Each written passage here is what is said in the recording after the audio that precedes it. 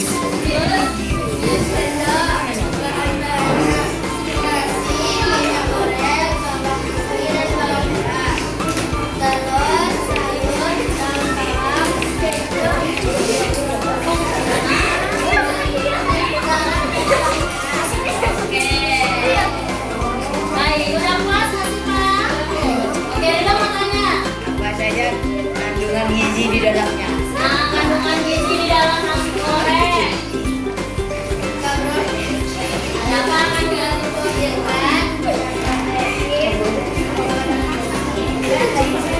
Oke, tepuk tangan untuk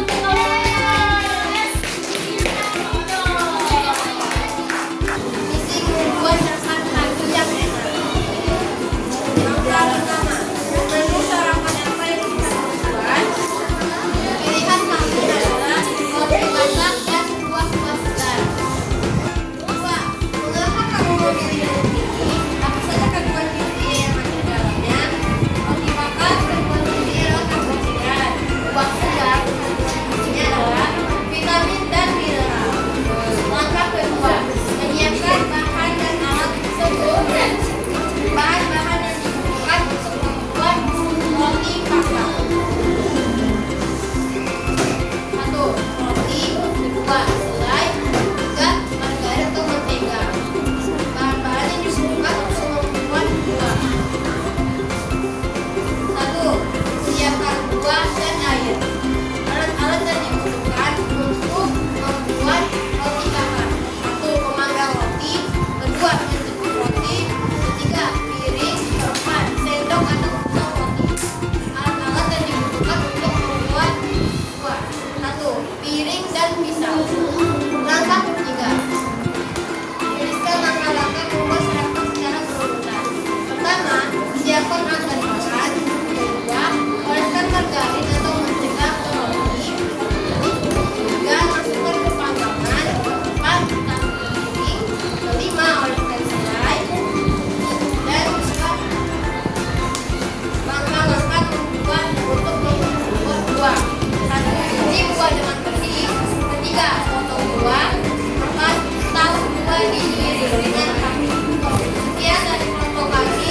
Wassalamualaikum warahmatullahi wabarakatuh. Waalaikumsalam warahmatullahi wabarakatuh. Oke, tepuk tangan untuk kelompoknya.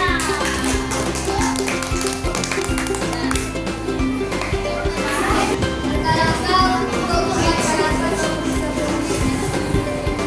langkah-langkahnya, pastikan minyak dan kemudian masukkan cabai. 2. Masukkan nasi dan daun bawang. 3. Kita masukkan garam dan bumbu-bumbuan lainnya. Masukkan kecap dan telur. Sajikan di piring dengan daun bawang. Oke, ada pertanyaan? Oke, Novelia mau tanya apa? Apa saja kandungan gizinya? Nah, kandungan gizinya dari menu sarapannya apa saja kandungan gizinya? Ada karbohidrat, protein, telur,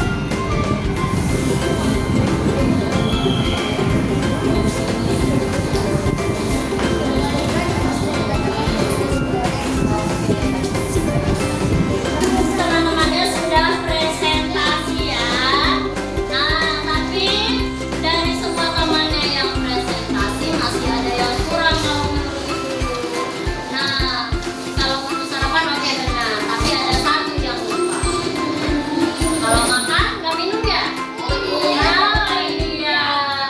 Nah, minumannya baru kamu buat. Nanti tambahin ya. Oke. Jadi apa itu prinsip dekomposisi dalam berpikir komputasional? Apa tadi? Cara menyelesaikan masalah secara logis. Oke, secara logis dan sistematis. Seperti apa? Sehingga Dapat diproses oleh manusia maupun sehingga dapat diproses oleh manusia dan komputer.